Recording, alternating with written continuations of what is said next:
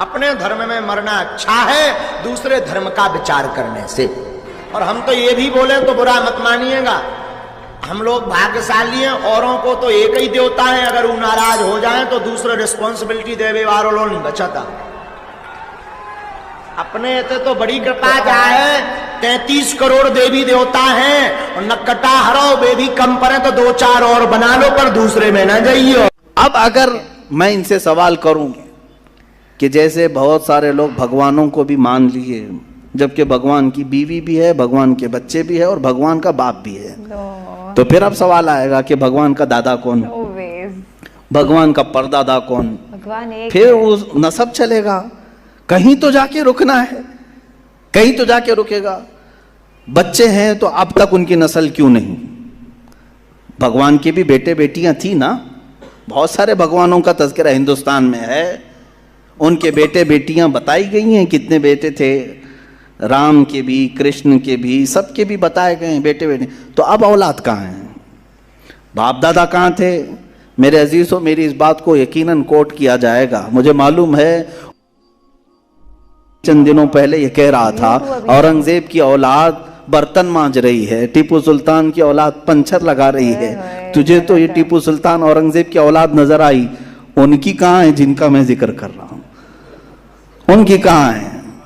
اور بہرحال اورنگزیب اور ٹیپو سلطان ان تمام کو چھوڑو، ان کی اولاد کو تو نے برتن مانجتے یا پنچر لگاتے تو دیکھا اللہ نے تو تجھے بانج بنا کر رکھا ہے، تیرے سے کوئی چیز نہیں آ سکتی سوائے گوبر اور غلاظت کے، کوئی چیز نہیں آ سکتی۔ میرے عزیزوں، میں یہاں عرض یہ کر رہا ہوں دور اور تسلسل، کہ اگر اس طرح کسی کا باپ ہے تو پھر دادا بھی ہوگا، دادا ہے تو پردادا بھی ہوگا، یہ چلتا رہے گا سلسلہ۔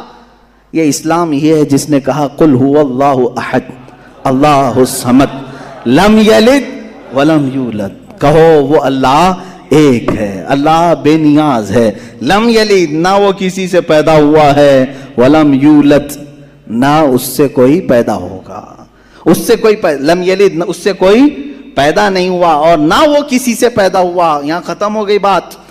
اب نہ میرے خدا کا کوئی باپ ہے، نہ بیٹا ہے، نہ بھائی ہے، نہ بہن ہے، کہیں یہ تصور آئے گا ہی نہیں۔ تم ہم سے یہ سوال نہیں کر سکتے کہ اللہ کے آباء و اجداد کہاں ہے، اولاد کہاں ہے۔ ہم نے خدا کو مانا ہی ایسے ہے کہ وہ جسم و جسمانیت سے بھی پاک ہے، رشتہ داری سے پاک ہے، کوئی نہ اس کا ہمتا ہے، ایک ہی سب کی سنتا ہے۔ یہ اللہ تبارک و تعالیٰ کے متعلق ہمارا یقین یہی ہے۔ عزیزان گرامی وقار، دور اور تسلسل کا جو قانون ہے، میں نے یہی بتایا کہ بعض لوگ اس چیز کے ذریعے سے بھی چاہیں تو ہدایت حاصل کر سکتے ہیں کہ کہیں تو جا کے ہمیں فل سٹاپ ہونا پڑے گا، کوئی تو ہے جو اینڈ ہے، اس کو کوئی پیدا کرنے والا نہ ہو، جا کر کے تمہیں ختم ہونا پڑے گا ایک نہ ایک جگہ، کہ کوئی تو ہے جو لاسٹ ہے، اس کو کوئی نہ پیدا کیا ہو۔ اگر اس کو بھی کوئی پیدا کیا ہے تو پھر یہ بھی بات ہے کہ اس کو بھی کوئی پیدا کیا ہوگا، تو ہمیں ایک ایسی ذات ماننی پڑے گی جس کو کوئی نہ پیدا کیا ہو، تبھی جا کر کے ہم یہ کہتے ہیں وہ جو ذات تم جا کر اینڈ ہوگے اسی کا نام اللہ رب العزت ہے، جس کو کسی نے پیدا نہیں کیا۔ یہ اسلام کا بہترین عقیدہ ہے۔ میرے عزیزو، توحید کسے کہتے ہیں؟ اب بات آتی ہے، وجود کی بات ہو گئی، اللہ ہے اتنا تو ماننا پڑے گا، اس کے لیے تو بہت ساری دلیلیں بچے بھی پکڑ کر کے بتا دیں گے۔ ایک خاتون، ہم نے بچپن میں پڑھا تھا، ایک بوڑھی عورت چرخہ سل رہی تھی، اس سے جا کر کسی نے پوچھا کہ اللہ ہے کہ نہیں ہے، تو اس نے کہا ہے۔ کیا دلیل ہے؟ کہا یہ میرا چرخہ جو سل رہا ہوں اسی یہی دلیل ہے اللہ کی۔ کہا کہ کیسے؟ کہا یہ چرخہ، اس سے کپڑے سلتی ہوں، جب تک میں چلاتی نہیں یہ سلتا نہیں، مشین سلتی نہیں ہے کپڑے، اسی سے میں نے یہ یقین کر لیا کہ میرا چرخہ میرے چلائے بغیر نہیں چلتا، تو نظام کائنات پورا بغیر چلائے کیسے چلے گا؟ کوئی تو ہے۔ یہ ہو گئی بات وجود کی، کوئی تو ہے۔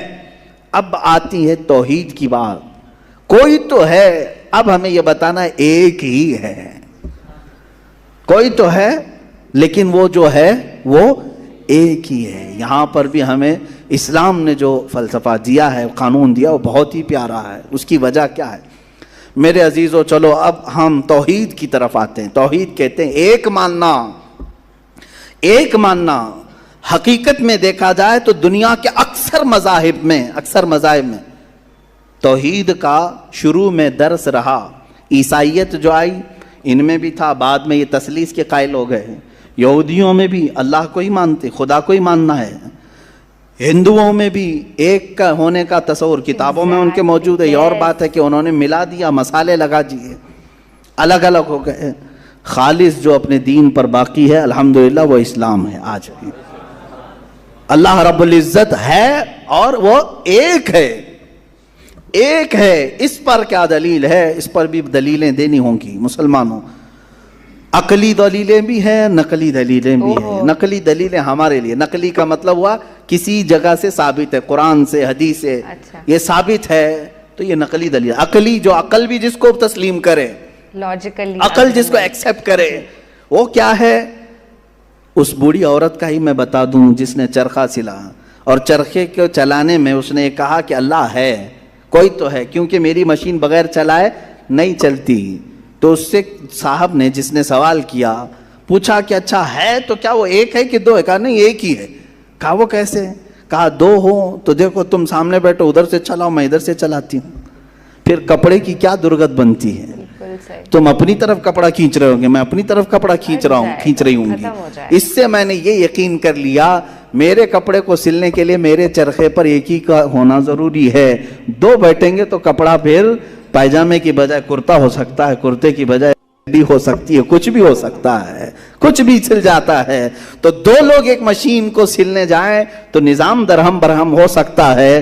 تو ایک پورے کائنات کا نظام اگر دو لوگ چلانے لگیں تو ایک دن ایک کہے گا نہیں میں آج بارش برساؤں گا، دوسرا کہے گا نہیں میں آج دھوپ ڈالوں گا، تیسرا کہے گا کہ نہیں میں آج چھاؤں ٹھنڈی پیدا کروں گا. تو یہ تو انہی کے درمیان جھگڑا ہوتا رہے گا. اسی لیے قرآن نے بھی کہا لو کان فیہما آلہۃ الا اللہ لفسدتا، اگر ان کائنات میں زمین و آسمانوں میں خدا کے علاوہ دو ہوتے تو ضرور اس میں فساد ہوتا، ضرور اس میں نظام درہم برہم ہوتا.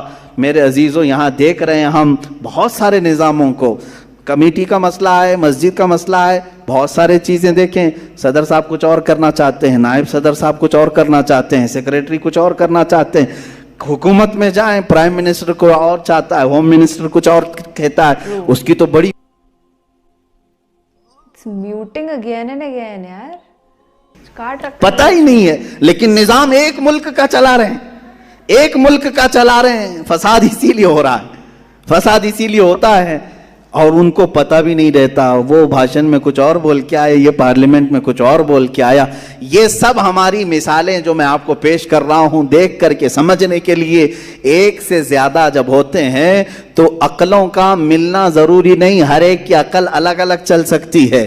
اب آئیے کوئی کہہ سکتا ہے نہیں بھائی اتحاد سے بھی تو کام ہو سکتا ہے، یونٹی سے بھی تو کام ہوتا ہے، کچھ جگہ ہوتا ہے نا.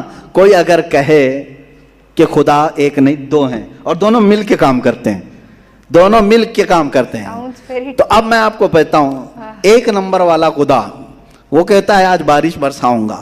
2 نمبر والا اگر اتحاد کرتا ہے اور کہتا ہے کہ نہیں ہاں تو جو کرے گا وہی میں کرتا ہوں، تو یہاں پر قانون یہ تفسیر میں فرمائے گا دوسرا والا تو عاجز ہو گیا، وہ مختار نہیں ہے پھر فیصلہ لینے میں. اور عاجز جو ہوتا ہے وہ خدا نہیں ہوتا. خدا وہی ہوتا ہے جو مالک و مختار ہے، جو خود فیصلے لے گا اور اس میں کسی کو شریک نہیں کرے گا. تو اگر دوسرا والا مان گیا اس کی تو وہ خدا عاجز ہو گیا، اس کی اپنی نہیں چلی. دوسرے دن دوسرا چلایا اور پہلے والا راضی ہو گیا تو پہلا عاجز ہو گیا. تو خدا عاجز نہیں ہو سکتا. یہ ہمارا عقیدہ ہے. خدا وہی ہے جو قادر مطلق ہے، قادر مطلق ہر چیز پر وہ خود فیصلے لیتا ہے، خود ہی اختیار رکھتا ہے.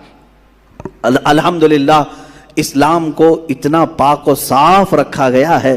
خدا کا جو عقیدہ ہے ہمارے ہاں عقیدہ توحید ہے، وہ انسان کے ذہن کو بھی پاک و صاف کرتا ہے، انسان کا ذہن بھی پاک و صاف رہتا ہے.